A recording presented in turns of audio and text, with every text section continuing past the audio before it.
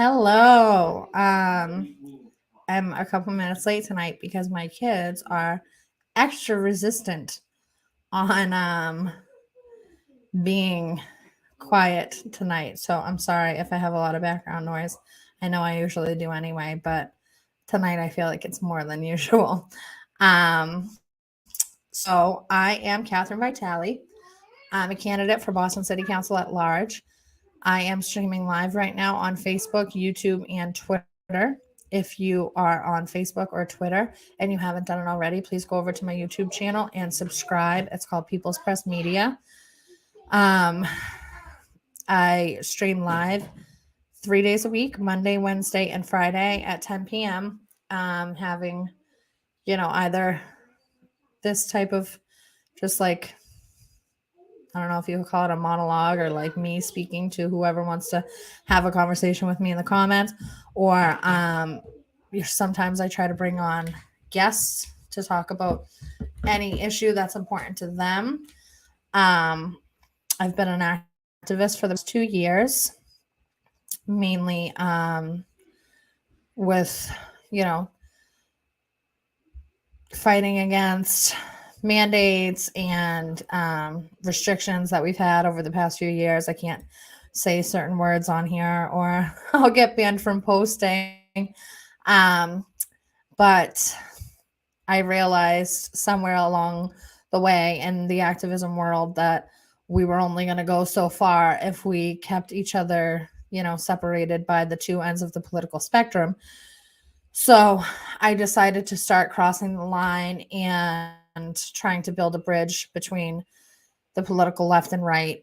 And, in the activism world, at least, right?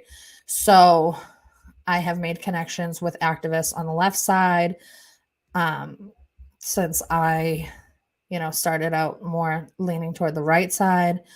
And I've come to find common ground with a lot of people. I don't think that I really have had many conversations where we don't walk away understanding a little bit more of the other side than we did coming into the conversation. So that was a huge reason for me starting this show that I started about a month ago. It's called Common Ground because I think that that's one of the most important things keeping us as a people down when it comes to our fight against the government for, all of the things, all of the issues, regardless of, which one each of us deems more important. The biggest obstacle is our hate for whoever is on the opposing side. And I think that that's probably one of the biggest problems that we have because we all have common ground in one way or another. Perfect example is the First Amendment. The First Amendment needs to be protected by everybody always by any means necessary. So, whether or not I agree with your cause, if you are being targeted by the government and it affects the First Amendment in some way, I should be standing with you, even if I don't agree with your cause or your message or whatever the case may be. First Amendment affects us all. So I started this show with a co-host.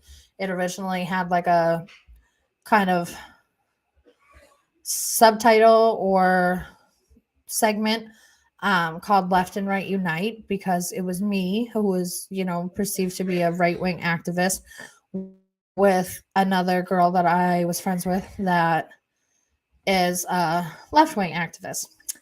Her name is Heidi. She did 4 shows and then quit due to some scheduling issues, she said. And then she came back for maybe 1 or 2 more shows and quit again. And we were not working together anymore. We were still going to support each other's efforts on things that we have common ground with in the activism world. But this is actually one of the topics that I'm talking about tonight because I went out to kind of like left side issue rally tonight that she had hands in organizing. And it didn't go so well. I mean, like the part where me and her were both there at the same time didn't go so well because so the reason why she left the show was um first because of her scheduling issue, and then because ever since she started working with me, like way before we did the show, she has been ridiculed and outcasted by her counterparts on the left in the activism world. People who called themselves her friends at one point were telling people not to work with her anymore, you know, making her out to be some kind of like traitor or, you know, somebody who was working with somebody from the right in a malicious way. People have called her, you know, anti-trans or anti-BLM or like whatever the case is, saying that she doesn't know what she stands for. And just like a bunch of bully ass bullshit is what it is. People bullied me the same way when I took a stance back in 2021 for, you know, an issue that was seen as a left side issue, right? You know, people said that I was a communist and I was supporting BLM and, you know, I was some kind of a traitor and blah, blah, blah, whatever, right? Because I took a stance for something that made sense to me. And a lot of people that actually looked into the issue saw my side of the argument. But yeah, so ultimately the same thing happened to both of us with coming from the two ends of the political spectrum. People outcasted us, shunned us, kicked us out of groups, you know, whatever the case may be. But you know, she was getting pretty bullied, and you know, there was a lot of stuff being said about her on the left side amongst the activists. And recently somebody said that something that I said on the show was harmful to the LGBTQ community. And this is just fucking so like tedious and ridiculous. And she left the show again, you know, basically because she didn't want to contribute to any more harm. Because this show, you know, that gets like a total of 40 viewers total while we're live is so harmful to whoever. So they say, allegedly, right?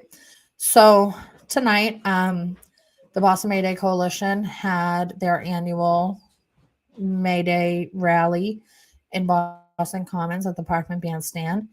And I, you know, since I heard that the rally was happening, had planned on attending, not necessarily to have any part in it or to disrupt it or to do anything other than just attend and listen to the speakers and engage in the rally, right?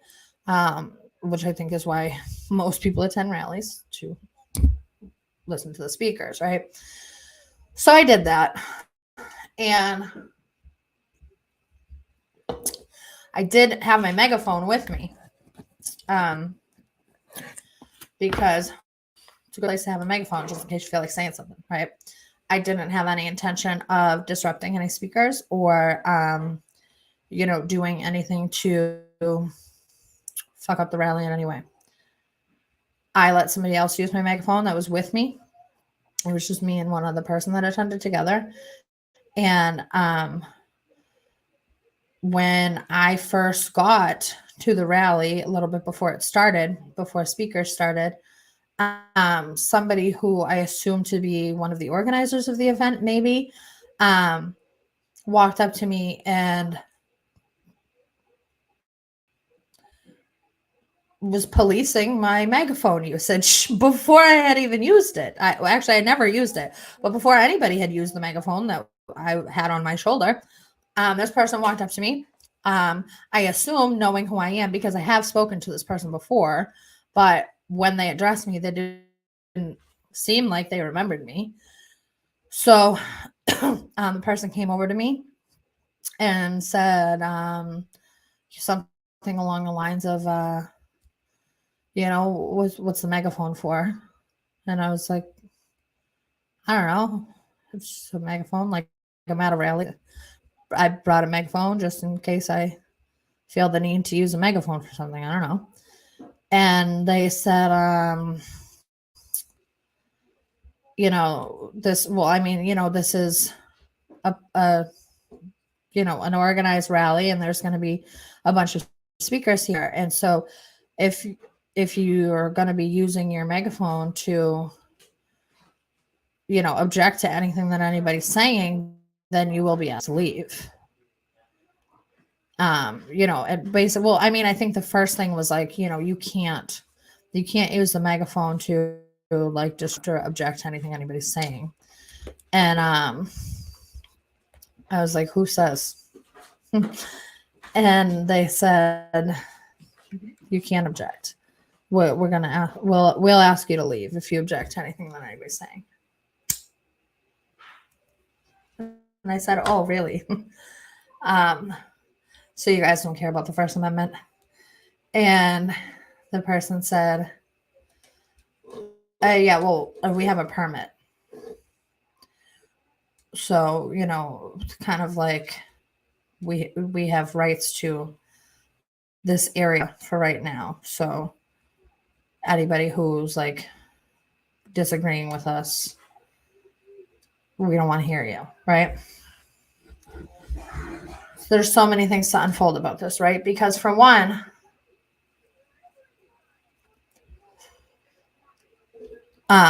when you assume, you make an ass out of you and me, right? Like I said, I had no intention on disrupting anything. This person just assumed. Maybe they recognize me as a right-wing activist. Maybe they know exactly who I am and have seen me disrupt something and just assume that that's what I do and that I have no control over myself or something and that I just show up at places to disrupt. Who knows? But don't assume things. Just wait and see. Don't fucking police people, especially if the majority of things that I see these people at are like anti-police type things, anti-police brutality, anti-police, period. But,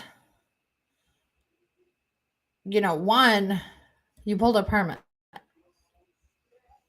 So, this for one proves the point of like, you being in line with the government. I mean, why are you pulling a permit to assemble in a public place? You're asking for permission to use the park. Why? And then, the free speech is only granted to those who got permission. That's what we're going with now. So I didn't like that. I was very like, tell me that I can't do something and it makes me want to do it harder. Like, I'll say it again. I had no intention on disrupting anything. But when you come over and you tell me that I'm not allowed to use my megaphone in public because you have a permit, that makes me want to use my megaphone. Right? So that made me like inclined. But I wasn't trying to Heidi's one of the organizers at this thing. I wasn't trying to make her look bad because people know that her and I work together.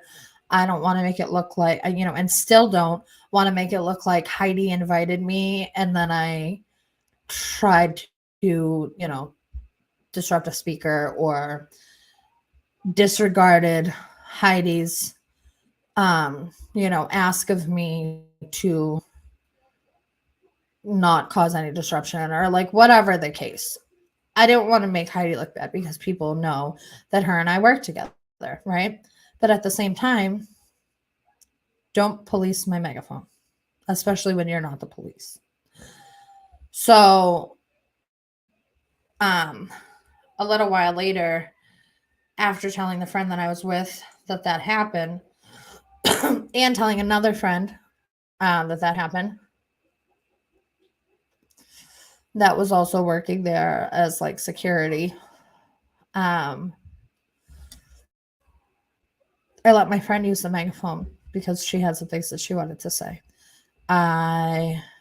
We were like far back from the bandstand, so like the megaphone use from the back wasn't even going to reach the people in the front. So I don't even think that it was like that disruptive, or that it would have been that disruptive if she had continued to use the megaphone.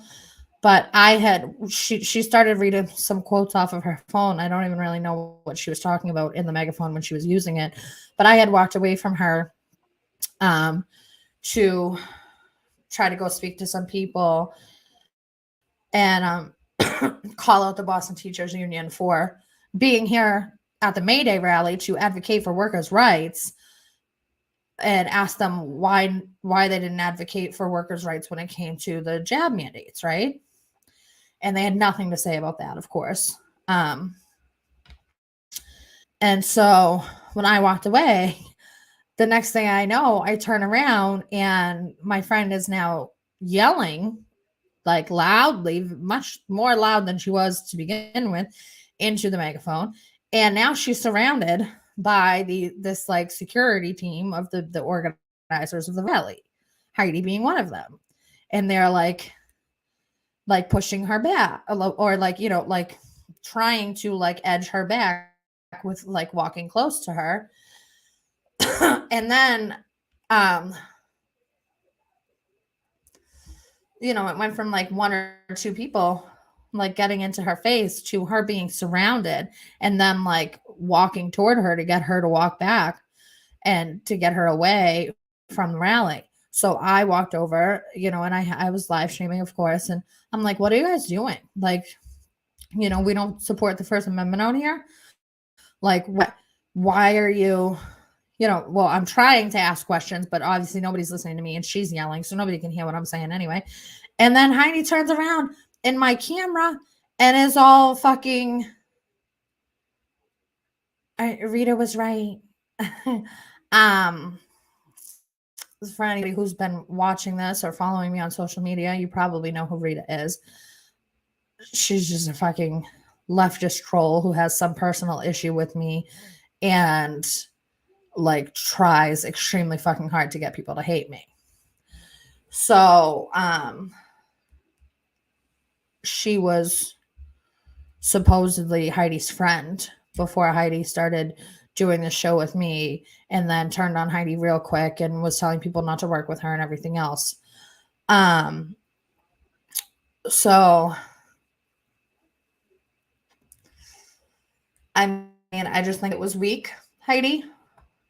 I think that it really sucks to put on public display how much of a backbone you don't have.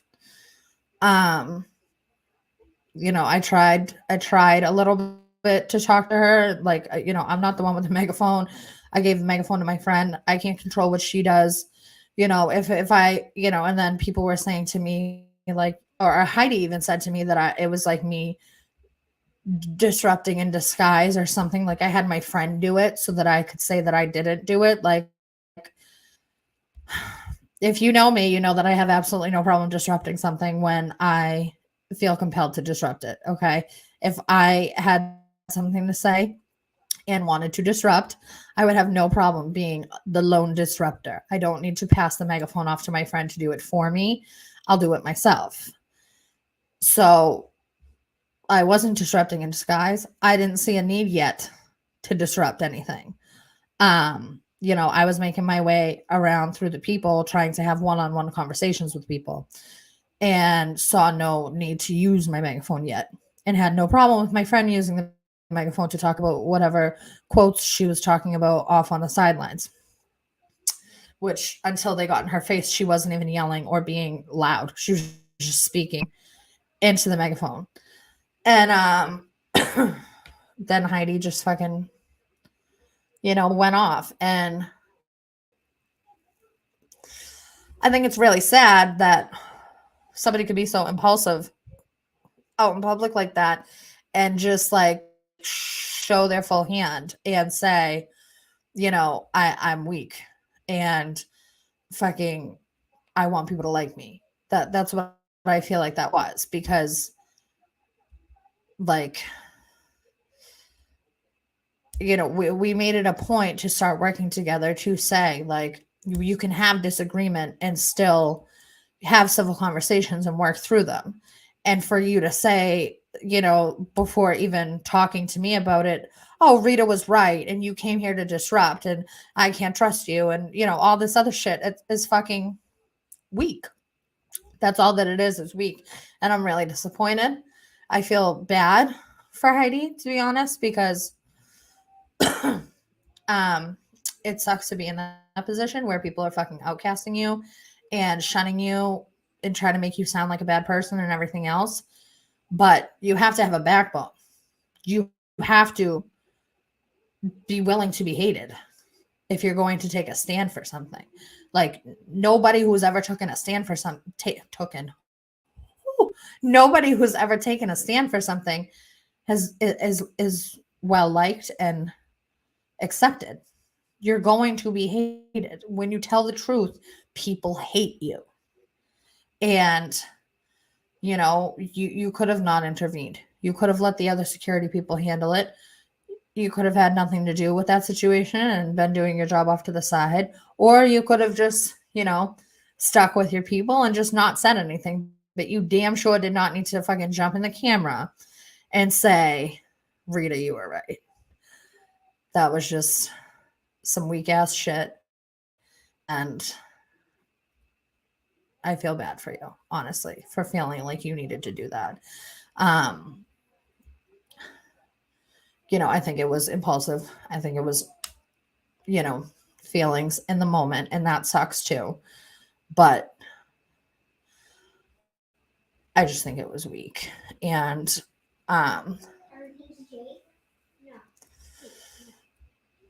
it's just like, you're letting your bullies win at this point. It's fucking stupid. But I think that's probably all I have to say about that. I feel bad for her. But moving on, I did talk to a few people in the rally, and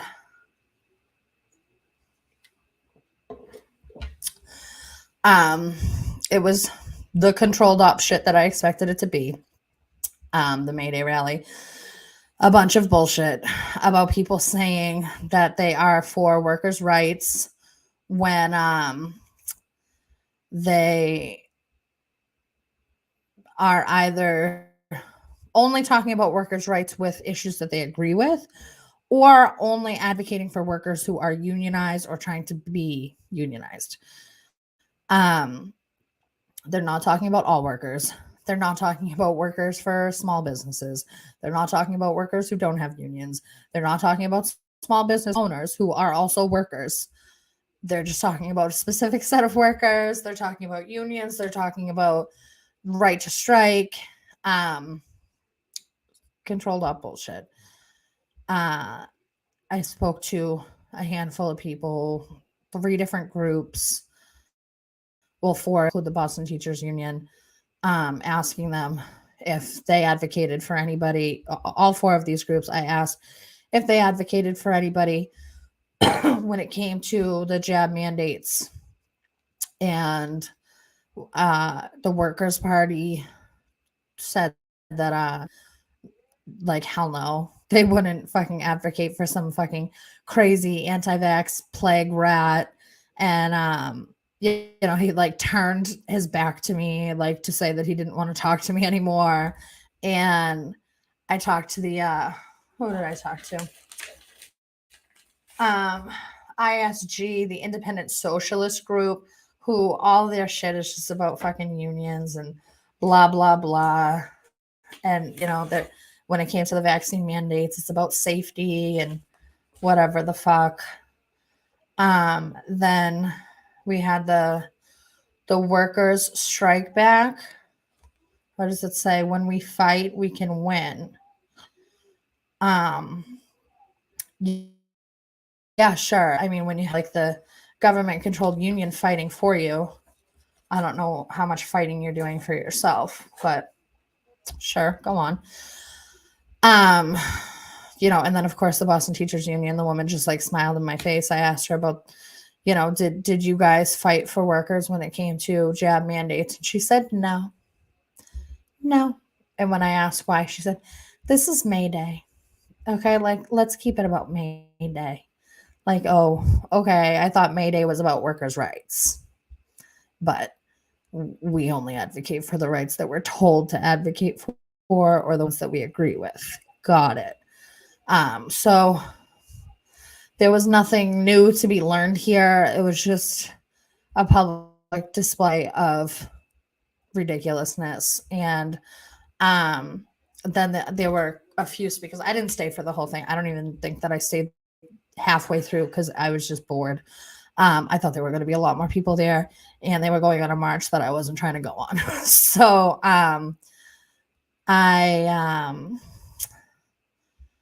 there were a few speakers that were talking about police brutality and doing the like anti-police chants, which I've been to police brutality rallies or protests or whatever. Like I'm against police brutality, of course.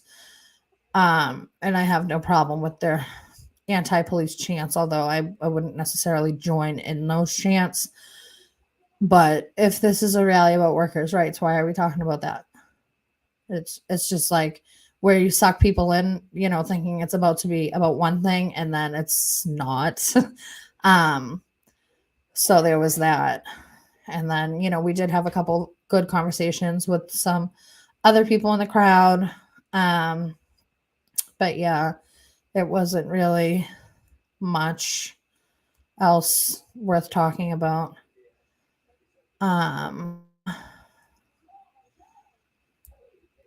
Yeah, Karina says they're fighting for workers' rights to be abused, useful idiots. Pretty much. Yeah. So, I mean, that's all that a union does is just keep you in line and keep you from fighting the way that you should be fighting for your rights. So that was that. What else happened after that? Well, nothing else happened after that.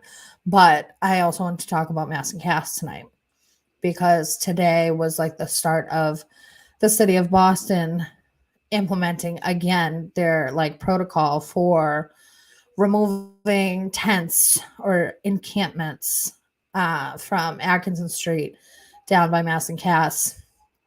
And I mean, I don't know what time they were removing tents, but I mean, as far as I'm concerned, they're just going and robbing people of their belongings. I talked to a handful of people like that were living down there last time they did this, or when they did this, they made a big deal about it back in the beginning of last year, 2022. People saying that they just came and took our shit and that was it. Like they didn't offer us any help. They didn't bring us anywhere. Like they just took our shit. And that's basically what it is. I mean, like, okay, I guess people won't be dying inside tents if there's no tents. Sure. But for you to just like up and steal their shit, I don't know that that's a solution or like where you're getting with that. If you're going to take their shit and then section them, maybe. But I don't know why you have to take their shit. I drove through there at like 3:00 today and there were probably 200 or more people still over there. I could barely drive down the street. So it's not like it got rid of any of the people. I actually haven't seen it that populated in a while. There were a lot of fucking people there. No tents though. But then I did read let me see.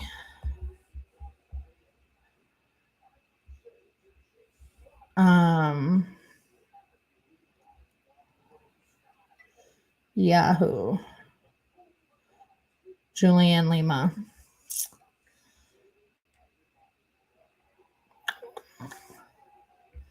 People living in Boston's troubled Mass and Cass corridor will not be forcibly removed from a growing encampment in the area when the removal of tents begins Monday, city officials said.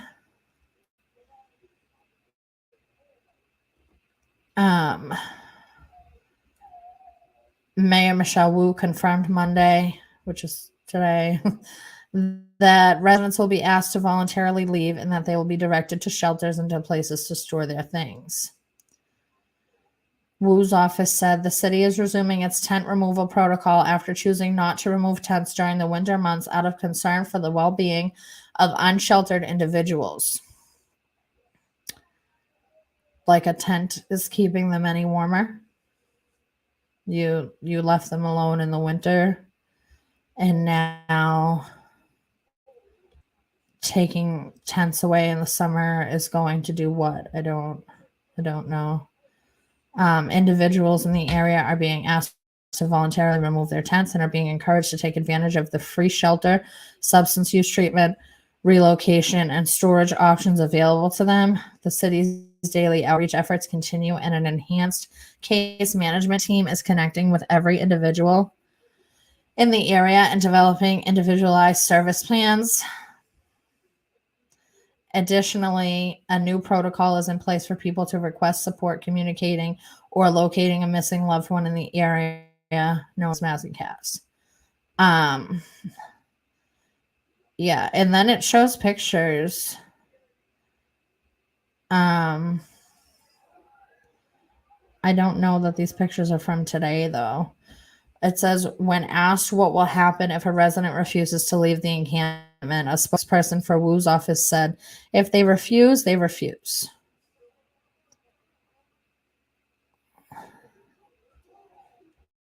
So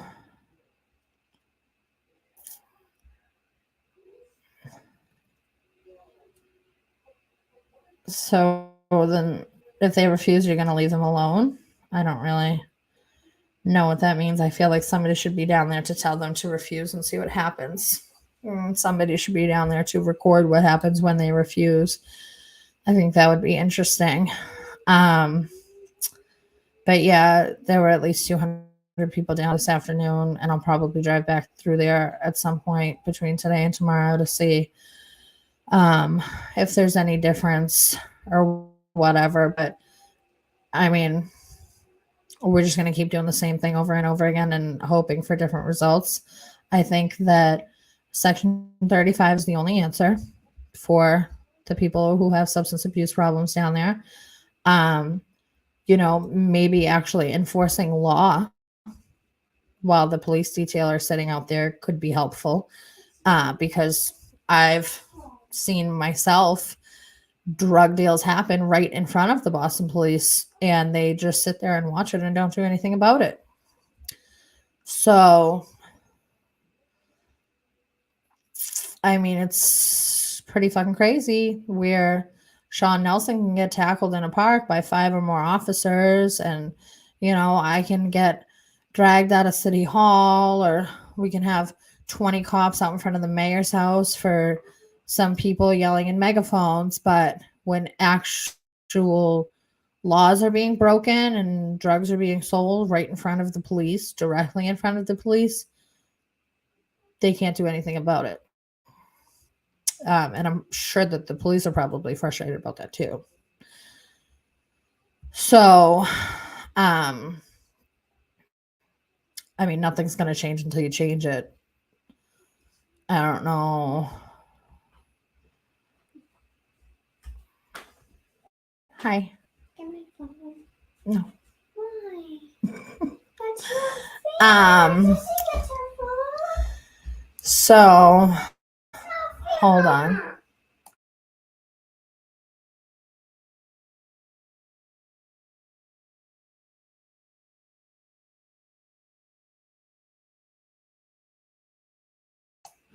Sorry.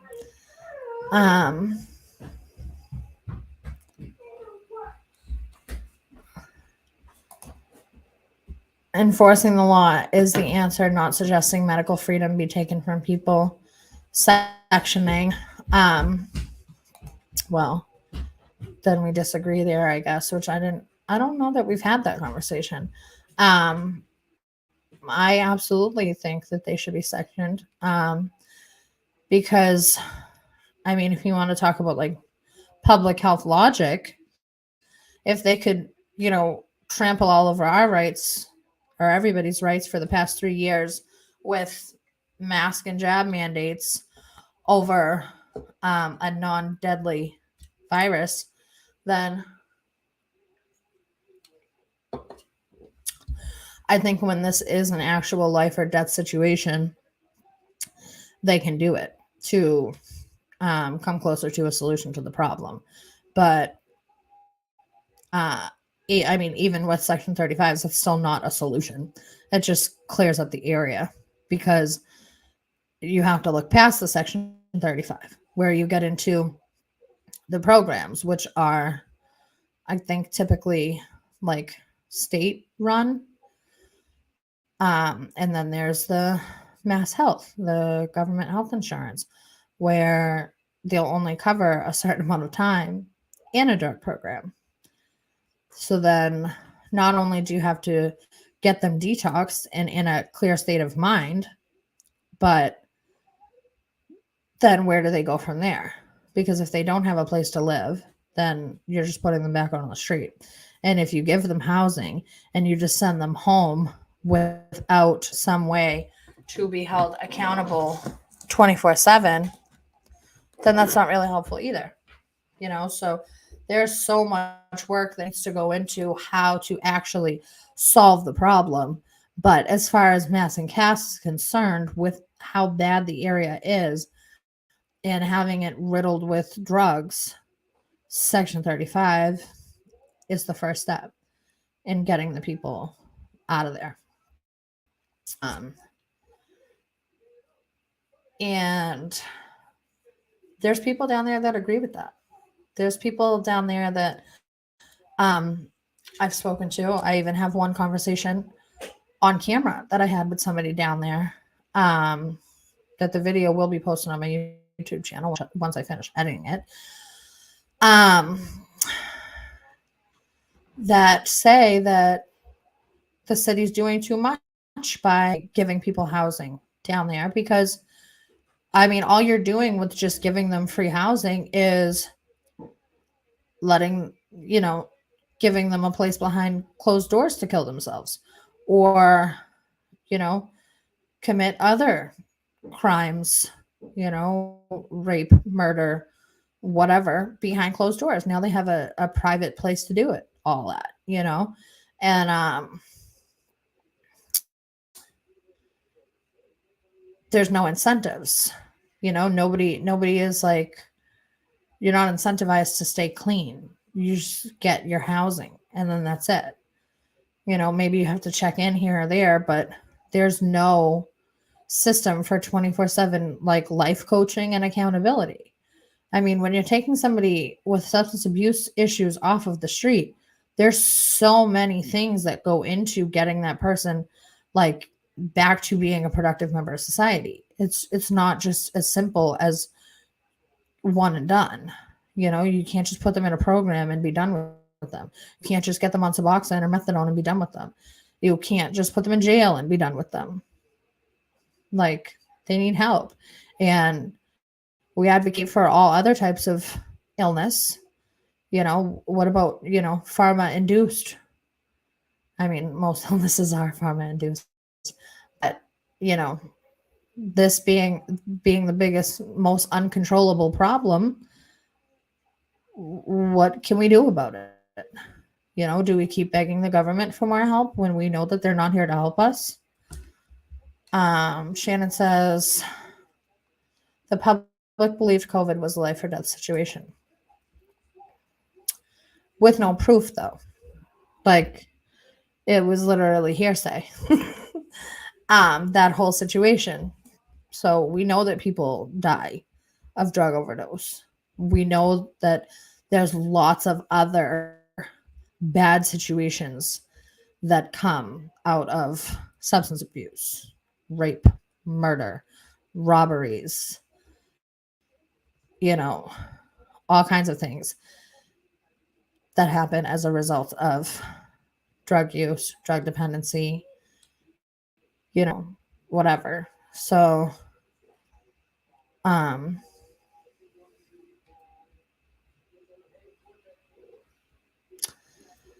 the government isn't trying to help, right?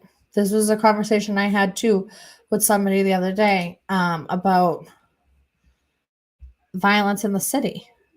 Like, because with running for politics, everybody wants the candidate to have a one-liner for every single issue. Oh, what's your stance on this? What's your stance on that? There's like no issue that has a one-line solution to it. And politicians are fucking liars. Any politician who has a one-liner fucking answer to anything is a liar. I've seen people with detailed plans on how they're going to fix things, which is like closer to the truth, because nothing's as simple as, we're going to solve it right here in this conversation.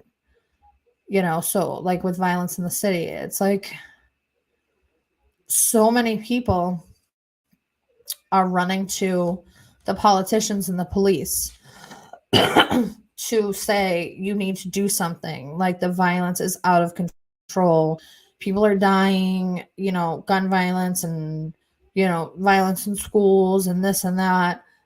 You need to do something. But where is our accountability for ourselves and our neighbors? Where are we addressing parents of kids who are violent in schools? Where are we addressing parents of teens and, families of young adults who are being violent in the streets? What about, Minister Randy Muhammad of Mosque Number 11 in Grove Hall in like Roxbury, Dorchester area has a group called 10,000 Fearless Peacemakers, I think it's called. And he started a Stop the Beef hotline, where, people or like maybe gang members or people that are, involved in street violence or something can call in and say like, here's the situation. And like they come out and like help to like mediate beef and like, violence in the streets. So shit like that, where like we are policing ourselves and we are addressing our problems within our neighborhoods and with our neighbors. We need to be accountable for what's happening in the streets, because when you go to politicians and police, what are you going to get? You're going to get more surveillance. You're going to get heavier policing. You're going to get stricter policing. Like, why are we begging these people to help us and to save us from ourselves? We need to do the work ourselves. And it's the same thing with with Mass and Cass. Everybody is complaining about it, asking the politicians and the police to do something about it. But then when you suggest one way or another, nobody wants to agree on how to handle it. There's tons of people that don't agree with doing Section 35s because it's a violation of their rights.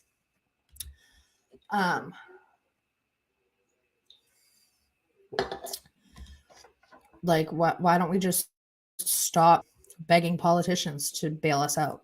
Stop begging politicians to save us.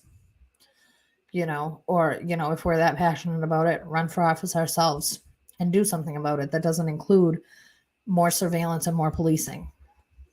Because I don't think that that's what we want. But by begging them to help us, that's what we're going to get. That's what we've been getting. That's what we're going to continue to get, is surveillance and policing. There's already way too much government in our homes. There's already way too many cameras on every single building, at every single traffic stop, everywhere. Cameras. Is that what you want? It's not what I want. I don't like to be surveilled everywhere that I go, but that's what's happening. And it's only going to get heavier if we keep begging them to save us and bail us out of situations that we are, basically allowing by not addressing it ourselves and by just asking them to step in and do something about it. But that's my stance on that. So I'm probably going to drive through Mass and Cass a few more times this week to see like what the deal is. I don't know if I'll get over there to be able to talk to people, but I'll probably post my video that I took of a conversation that some of us had down there for the winter. We went over there to talk to people. But yeah, so then other than talked about May Day, talked about Mass and Cass, and then on my walk back from the May Day rally, I noticed that there's a little bit of outdoor dining happening 2 blocks away from the North End. So for anybody who doesn't know, today was the first day of outdoor dining for the rest of the city of Boston, everywhere outside of the North End. And it kind of caught me off guard a little bit. And I just thought it was funny, which is what I said when I streamed live from there, that these restaurants that are literally 2 blocks away from the North End, like directly across the street from City Hall, have their outdoor dining. And so I went into 2 of the restaurants and talked to a couple of employees and a manager to see what the deal was, because some of them like had their tables and chairs out, but they weren't set up. Like the chairs were on top of the tables, looking like they're going to be setting up, maybe like within the next couple of days or something.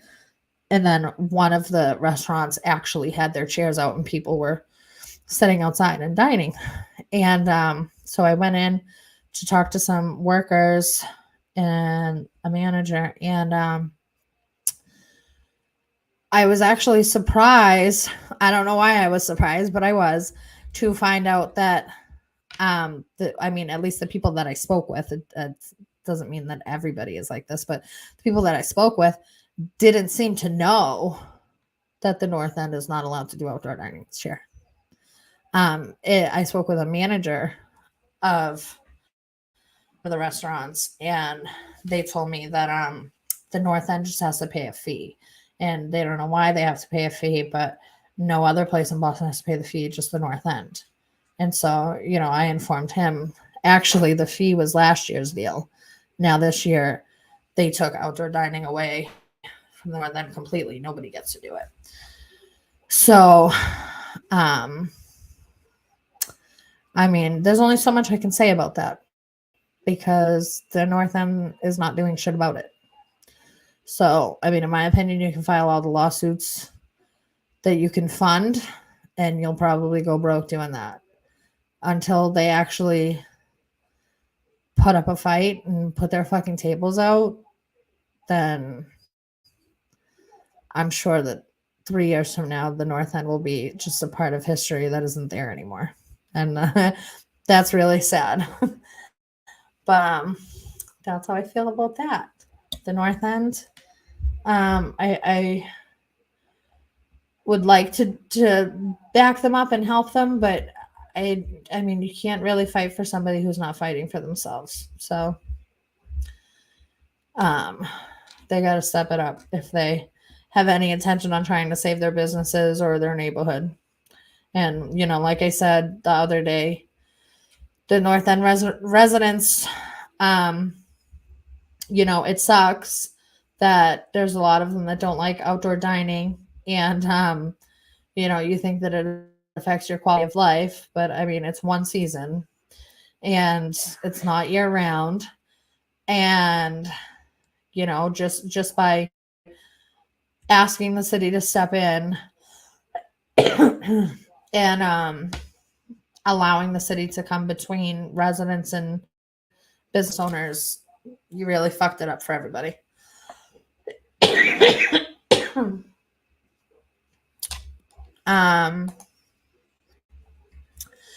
Yeah, there was a video. What the hell? Hold on.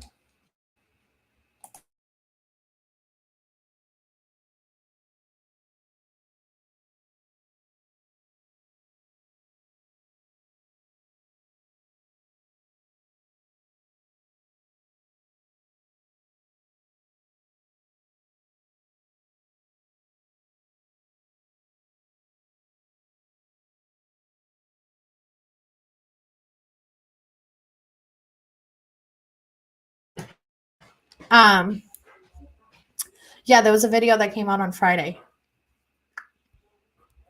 And I said that I was going to post it to my Facebook, but I didn't. But I can. I have the link. Did you not see the video, Karina?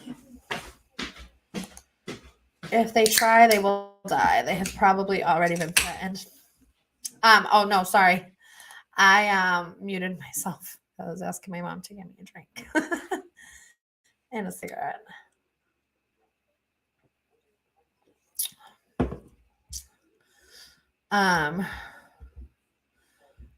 Hold on. Karina, I will text you the link and you can share it in the comments.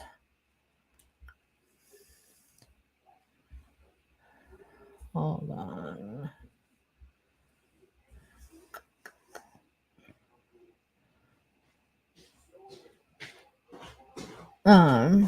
I'm surprised you didn't see it because it was shared by BFRU too on Twitter.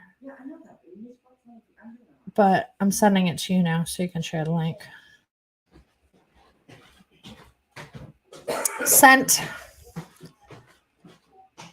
It is like 20 minutes long.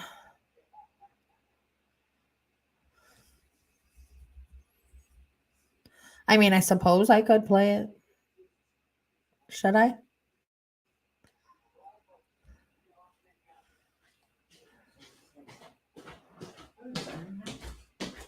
Should I play it?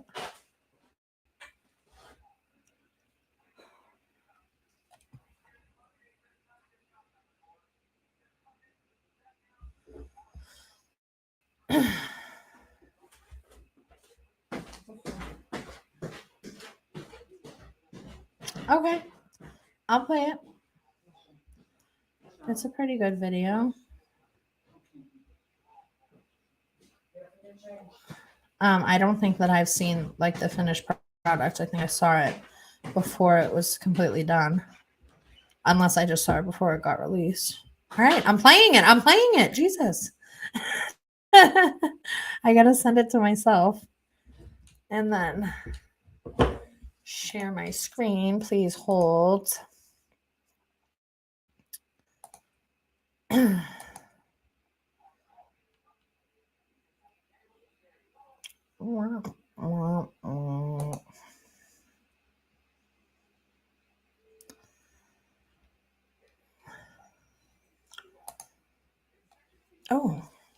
Oh, they really mean full screen. Okay, hold on.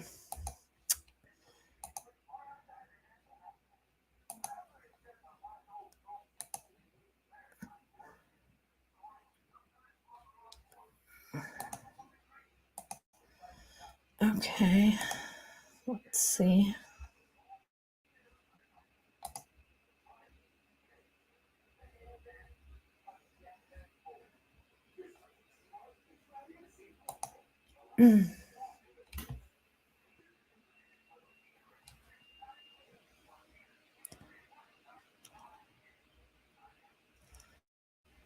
Oh, actually, yeah, that's better.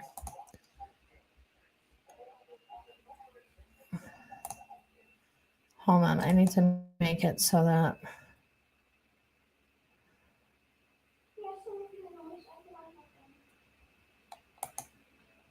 Hold on. Oh no. I closed it. Okay, hold on one second. I have to make it so that I can see the comments. so it's playing. Sorry. I'm an idiot. Okay. Okay. All right. I'm going. Jesus. I'm trying. This is not as easy as it looks. If I make it look easy, I don't know. Probably not. All right.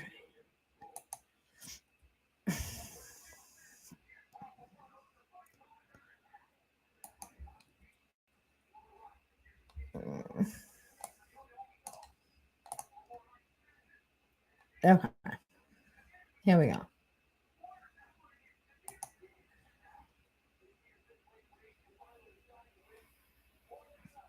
The message from these North End businesses to the city: roll up your sleeves and get ready for a fight. They're targeting a small ethnic minority of the Italian folks in the North End. The city is treating the North End differently than any other neighborhood.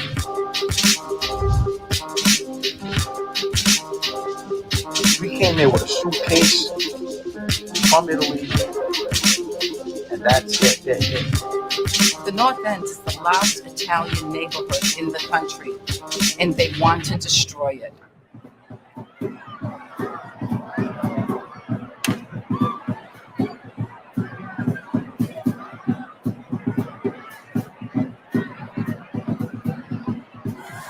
This year, the summer season is going to be painful for our restaurants since we're not going to be able to partake on the outdoor patio program, according to the mayor. We are going to be at a disadvantage as the city is flooded with extra seats for outdoor patios. Any sunny day, our neighborhood is going to be left without the opportunity to compete business-wise. What right does she have to take a competitive edge away? If the rest of the city of Boston doesn't have outdoor dining, I'm fine with that. Then we shouldn't have it. We shouldn't have any more than anybody else has. However, we shouldn't have any less than anybody else has. Michelle Wu is the mayor of Boston. She seems to have a problem with the North End. We are not a city of minorities. We're not a city of majorities. We're a city of citizens. We have decided this year to forego the on-street outdoor dining. They love to create a crisis so they can try to solve it. She came on board and she dropped a grenade in the neighborhood. She tried to divide the business community. She's dividing the residents, okay? And everything she's done so far is going to make us even tighter than we were before. Why except for the North End? What is it that makes us so different? I can tell you what the common denominators are. Italian Americans running Italian restaurants in an Italian neighborhood. When you're in this situation, it's really tough to fight these people, and they make it that way. So it's supposed to be a democracy, but it's really not that at this point. So. All I got to say is that I'm shocked that someone that I called a friend, Aaron Michaelwitz, a member of the Sanity Society, my state representative, is not helping out the place that he was born and raised. Okay? I'm shocked. I'm appalled. I can't believe that he would follow suit with the mayor. He's the fourth person in charge of the state of Massachusetts. He's the one that gives all the money to the city. Without Aaron, Mayor Wu cannot run this city. In addition not to be able to carry out with our outdoor patios this year, the North End has no representation. Lydia Edwards doesn't care for us. Chichi Coletta doesn't care for us. Mayor Wu doesn't care for us. And the Grand Master Puppeteer, Aaron Michaelwitz, does not care for us either. We are completely unrepresented. Michaelwitz has $1 million in his account, George, your state rep, the guy you grew up with. Is he going to help you out? How is it that a person who's a member of the Sanity Society, who would come to my restaurant, give me a ribbon to collect money for him, want to close me down in the summertime? A lot of our employees are going to go to these other neighborhoods where they're offering outdoor dining because they're going to make more money on their check, or it's just easier for them to do that, right?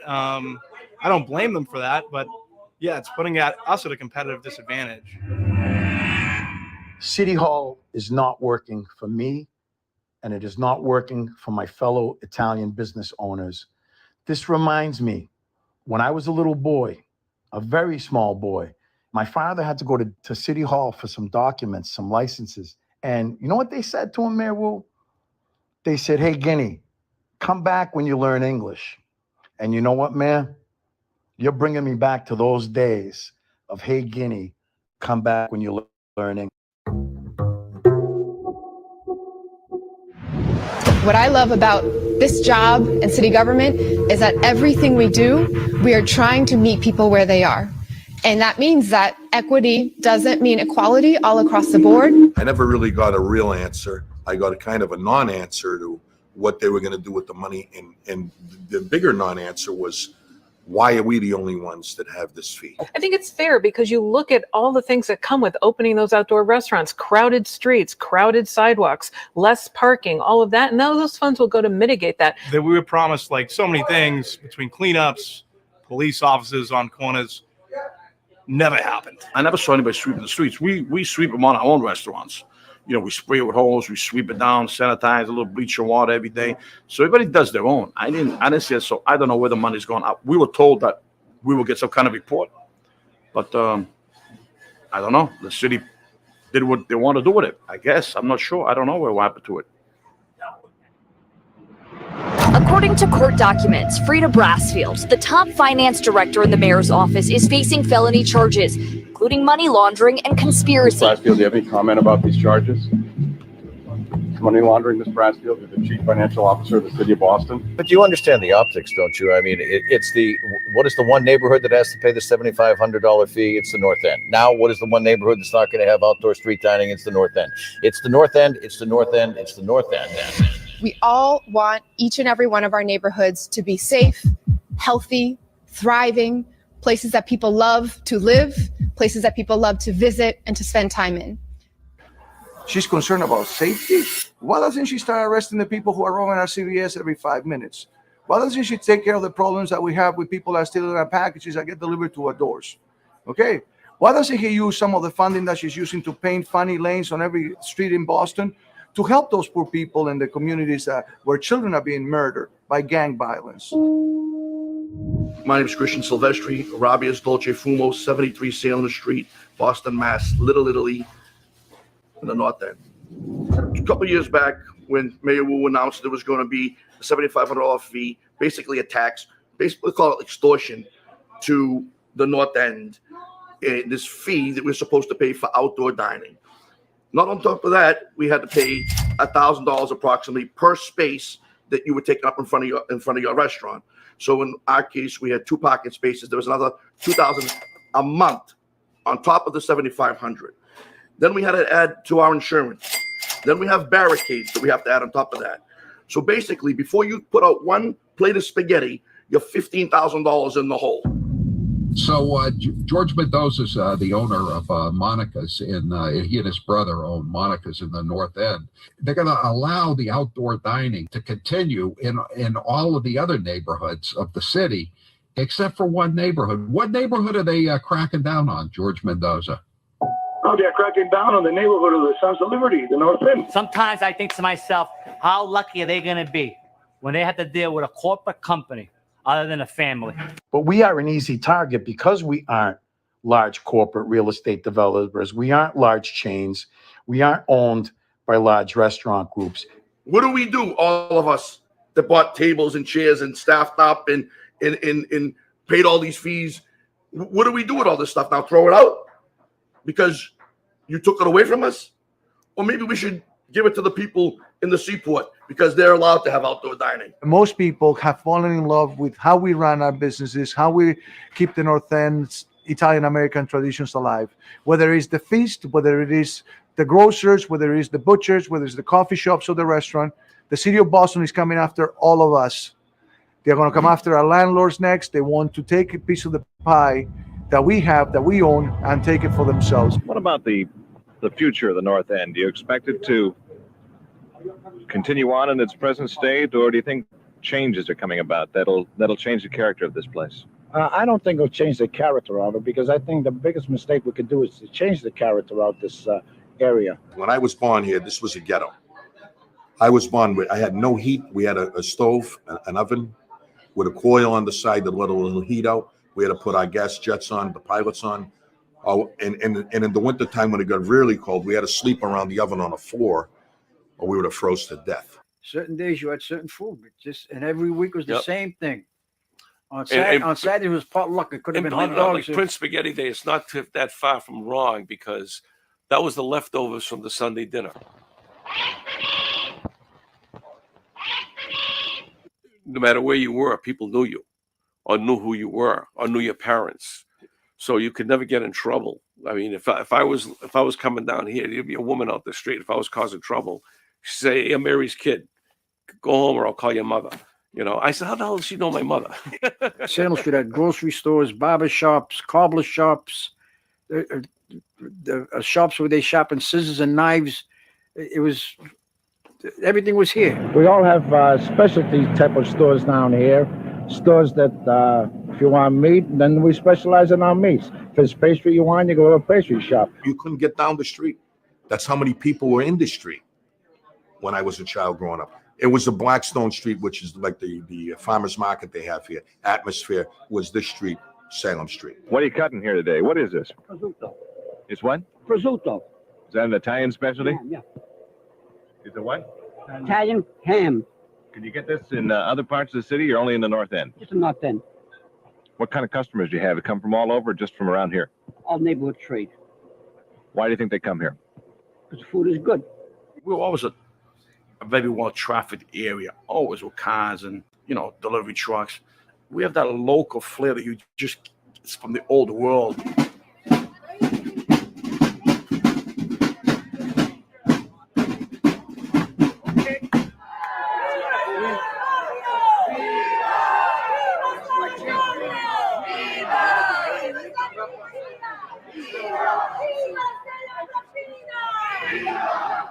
It happens every feast. You know, certain people come to certain feasts. Some come to all of them, and it's pretty. I love it. I just love seeing people I haven't seen in so long. Growing up as a kid, like my mother and father always taught me and my brothers that when you see an old person, even a young person, carrying bundles, struggling, you offer them help. You're now looking at the Christopher Columbus High School, and on the left-hand side is the back house. Well, what's special about the North End is the people are very close. They're friendly. You won't find this on the outside. I moved here because I think it's unique. It's a unique location in the city of Boston. Well, I like all my neighbors. It's a clean place. It's a safe place. You can walk around at any time. This is the only place that I know of out of 14 countries that people are actually sticking together, working together, helping together in every way possible that I can see. And you know, it was funny how every day you knew what you're going to have for dinner. And it was veal cutlets that night. And there was a police officer that came around for the census. And they used to come around the door, and you know, just like they knock on the door and they come in. And my mother says, "Have a seat." "No, I can't. Have a seat." She forced him. You know, he sat down at dinner with us. Yeah. And that's how we grew up here. But we were always a little bit behind the other communities. As I was growing up, we had clotheslines. Other people had dryers in their house. We had no dryers. We used to hang the clothes on the clothesline with clothespins. And people used to make fun of us for it. We got through what we had to do, and we moved on. And we prospered. Now it's our turn here in this generational time. And we don't need the city meddling with this community. The North End has always had a really special place in my heart. It's been the site of many of the firsts in my life, and I used to live there. I had my first date with my Italian-American husband there. We had our wedding rehearsal dinner there, celebrated the baptism of our firstborn son there, and recently I was served my first subpoena there. She's using taxpayer money to defend herself from taxpayers. When they gave it to me, I said, "What is this? I thought I ordered the veal milanese." And they said, "You did, but instead we're giving you the vaffanculo." I would hope that the residents would see that the Italian heritage in the North End of Boston is under attack.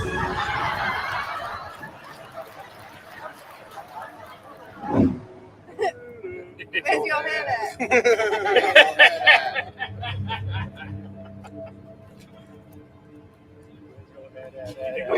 Where's your head?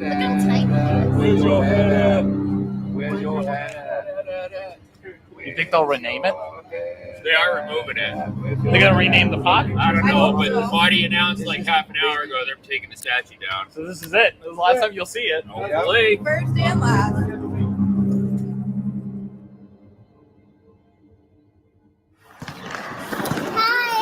Hi. So I don't understand. I don't really believe that it's about a traffic congestion issue. I really believe that it's trying to do away with the Italian neighborhood, the ethnicity of our neighborhood. And the North End is ours. It's not the mayor's. It's not an opportunity for a diverse neighborhood. It's a neighborhood already. It's a neighborhood of proud people, okay, who welcome everyone, but want our neighborhood to be what it is. We want our churches where the churches are. We want our last Catholic school to remain, and we want our culture and our rituals and our history to be respected. We're the only ones that have this. I don't think there's another Little Italy in the United States that compares to this Little Italy. We may be the last.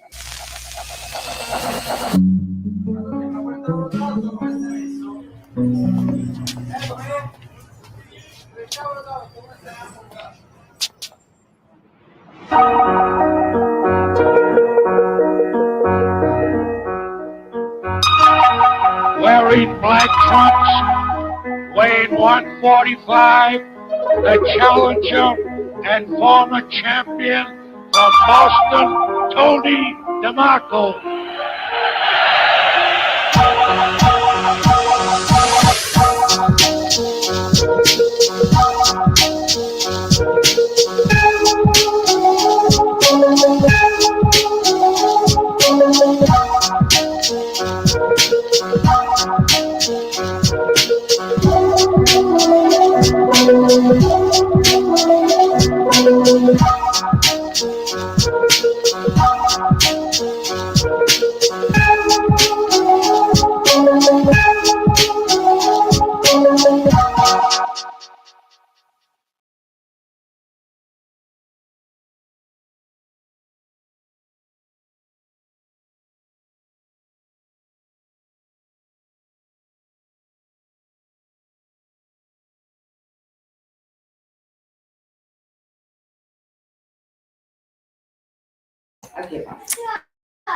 So that was the video. Very good video. Hopefully it gets shared. I dropped the link on YouTube and Karina dropped the link on Facebook. So please share it out so people can see. It's really sad what's happening. And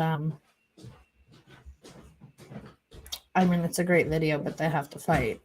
So until they actually step up and do some fighting, there's only so much that we can do as spectators, I guess. It's pretty sad. But I think that that was all I had to talk about tonight, unless anybody wants to add anything in the comments.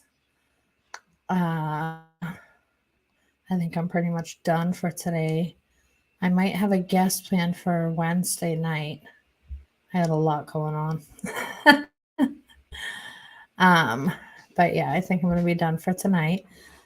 If you are on Facebook or Twitter watching, please go to the YouTube channel and subscribe. It's called People's Press Media. We're trying to get to 1,000 subscribers so that I can use the YouTube channel to stream live while we're out doing public action. Oops. Yes, Padma, exactly. If they don't fight, it's over. It's all over for the North End. Why did I turn on Heidi? I didn't turn on Heidi. I went to the Boston May Day rally today. I talked about it earlier on when I first came on at 10 o'clock. I went to the Boston May Day rally today to do what I usually do when I go to somebody else's rally, just like have conversations with the people in attendance. And my friend used my megaphone to say some things. I don't even consider that she was necessarily disrupting anything. You could barely hear her on the megaphone the closer you were to the bandstand, and there weren't that many people in attendance that people couldn't get close to the bandstand. And I think that them crowding around her to try to get her to leave made it more of a thing than what it needed to be. And like I said there and on here, if I had planned on disrupting, I would have had no problem disrupting myself. But that wasn't my intention. And, you know, I mean, at one point, the shit that my friend was saying was like ridiculous because her and somebody else started throwing insults at each other. So I took my megaphone back. But I didn't turn on Heidi. I didn't have any intention in ruining the event or making Heidi look bad in any way. And I don't think that the actions of somebody who was there with me or who's friends with me should reflect on Heidi at all. I just think that the people that Heidi surrounds her with, you know, including, you know, the fucking spectators, Rita and friends, who are constantly ridiculing Heidi for everything that she does with me. I mean, I think that those are the people that have turned on Heidi. And that Heidi's just in a really fucking shitty situation, and her impulsive reaction today didn't really help anybody's case. So, I mean, I don't know what else there is to say. She is folding to the bullies as far as I've seen. I think that if Heidi has the right to choose who to associate with and who to work with, and you guys claim that I'm a bunch of things that I'm not. Well, I don't know you specifically, Kelly. I have no idea who you are. Sorry. I don't know if you're like a friend of Rita's or whatever, but you know, people claim to be Heidi's friend and then ostracize her or shun her or outcast her, tell people not to work with her because she's working with me, as if she's doing some like undercover infiltration operation, which like everything that me and Heidi have done, like we've done tons of public stuff together, and everything that I do in public, I live stream. So, I mean, all of the fucking speculation is just that, speculation. I mean, out of the people that troll online, the only people who I know for a fact that I've ever met in person is Rita. And Rita sightings are few and far between. So, like I said, Rita has a personal issue with me. And it's stupid and it makes no sense and it has nothing to do with activism. And everything that people say about me, to use as a reason as to why Heidi shouldn't work with me is stupid and baseless. And I don't know what else there is to say about it. You know, she was one of the head people in charge and you fucked it up for her. All I'll say to that is that if somebody else's actions that didn't even come there, like with Heidi or really were even near Heidi when anything happened, reflects on how people feel, then those are some pretty shitty people. It shouldn't have fucked anything up for Heidi because Heidi didn't do anything. And if you want to make her guilty by association because you associate with me, well, I didn't do anything either. And like I said, and I'll keep saying it if you need to keep hearing it, if I wanted to disrupt, I would disrupt. I don't fucking go undercover. I don't fucking disguise shit. I don't prop somebody else up to do my dirty work. If I wanted to disrupt something, I would have disrupted something, and I had no intention of disrupting. So I didn't hand my friend my megaphone with the intention of having her fuck anything up for Heidi. My friend wanted to use the megaphone to read off some quotes that pertain to a workers' rights issue, something that she was relating to the North End in some way. And she was far back from the bandstand. So, and she wasn't yelling. She was speaking into the megaphone at regular volume. And I think that once the people started crowding around her to try to get her to push back, fucking security people, John Harris, Heidi, whoever the fuck was there, started crowding around her. That's when she got loud. And that's when it became disruptive, was when they started to push her away. So it's just fucking stupid.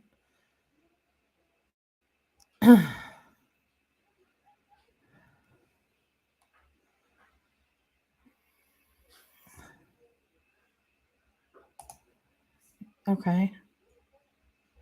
I don't know you. I've never heard of you.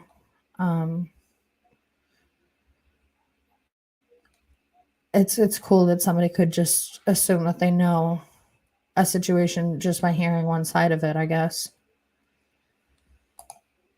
Yeah, I agree.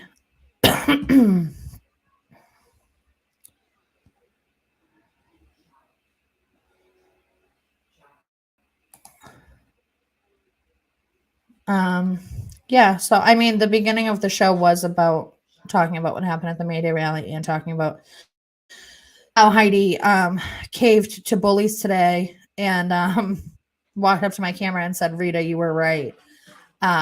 You know, insinuating that I came there to try to fuck up her rally, which is not what happened. So think what you may. It's stupid, and you guys are a bunch of fucking bullies. And I would not intentionally try to fuck something up for Heidi. That's not me. That's you guys. You guys are the ones that are telling people not to work with her, you know, saying things about her that are untrue. Couldn't be me. Isn't me. Is never me. So, I don't know. Unless anybody else has any questions or comments or anything, I was just about saying that I was done tonight. Oh, wait a minute.